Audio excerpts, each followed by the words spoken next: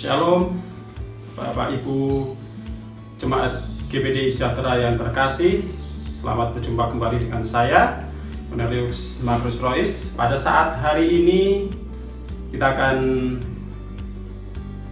belajar kebenaran firman Tuhan secara singkat dari Lukas pasal yang ke-19 ayat yang ketiga. Demikian firman Tuhan. Ia berusaha untuk melihat orang apakah Yesus itu, tetapi ia tidak berhasil karena orang banyak sebab badannya pendek. Bapak, Ibu, dan Saudara yang terkasih di dalam Tuhan Yesus Kristus, renungan singkat pada saat ini saya beri judul Yesus datang untuk siapakah? Bapak, Ibu, Saudara yang terkasih, seringkali orang dunia, bahkan anak-anak Tuhan masih ada yang bertanya, untuk siapa Yesus datang ke dunia ini? Firman Tuhan sudah banyak yang disampaikan dan menjelaskan bahwa Yesus datang hanya untuk orang berdosa, supaya setiap orang yang berdosa bertobat dan menerima Tuhan kita Yesus Kristus sebagai Tuhan dan Juru Selamat yang hidup. Pada saat ini, Bapak Ibu Saudara yang terkasih, kita ambil dari contoh Sakeus.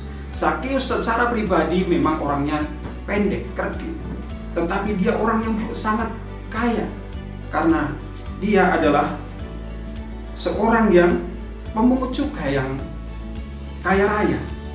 Tetapi Bapak Ibu Saudara yang terkasih, di luar itu dia ingin tahu siapakah Yesus. Dan Yesus, dia berusaha mencari dan melihat secara mata kepala sendiri siapakah Yesus. Orang yang ingin tahu dan tahu kebenaran, dia akan selalu berjuang. Dan inilah yang dikehendaki Yesus, kedatangan Yesus ke dunia. Sakeus berjuang, bukan sekedar ingin, oh kalau berhasil lihat ya sudah, kalau nggak berhasil ya enggak, ya sudahlah, itu berarti takdir. Dia tidak mengenal takdir ketika berjuang untuk mengenal Yesus. Dia berusaha memanjat pohon, tidak bisa melihat juga. Dia berusaha menerobos kerumunan orang. Ini berjuang. Ini suatu perjuangan yang sungguh-sungguh untuk mencari Tuhan.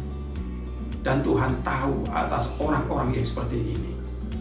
Bapak Ibu Saudara yang terkasih, jangan gelisah dan jangan gentar, bahkan semangat untuk jangan pernah kendor.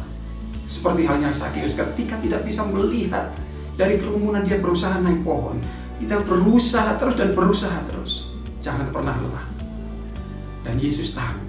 Karena itu Yesus memanggil Sakeus untuk turun dari atas pohon itu.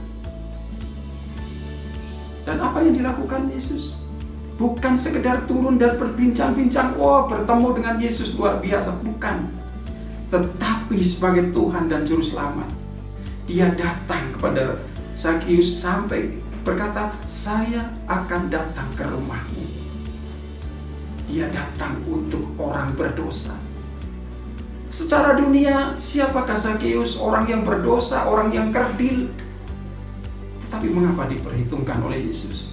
Dia mau datang ke rumah Sakeus. Kerdil, berbicara saat ini secara pengalaman, mungkin secara hitungan-hitungan duniawi. Tetapi di hadapan Tuhan, orang-orang yang sungguh-sungguh mencari Yesus, tidak ada perhitungan apapun. Kesungguhan hati itu yang diperhitungkan oleh Tuhan. Ibu Saudara yang terkasih, seperti halnya firman Tuhan dalam Matius 7 ayat yang ke-7, dikatakan di sana, mintalah maka akan diberikan kepadamu, carilah maka kamu akan mendapat, ketuklah maka pintu akan dibukakan bagimu. Carilah Tuhan. Inilah yang dilakukan oleh Sakeus. Dia terus mencari Tuhan sekalipun halangan-halangan itu harus dilewati. Dan dia mengetuk hati Tuhan. Dan Tuhan bukakan jalan keluar, bahkan pas sampai datang ke rumahnya. Dia ada bersama Bapak Ibu Saudara dan saya saat ini. Karena apa? Bapak Ibu Saudara selalu mencari Tuhan.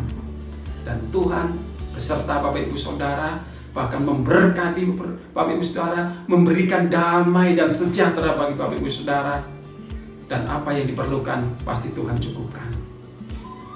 Kiranya berkat Tuhan dari firman yang saat ini disampaikan boleh memberkati Bapak Ibu Saudara dan saya, dan biarlah kita terus maju di dalam Tuhan sampai kemenangan, sampai Tuhan Yesus Kristus datang kembali.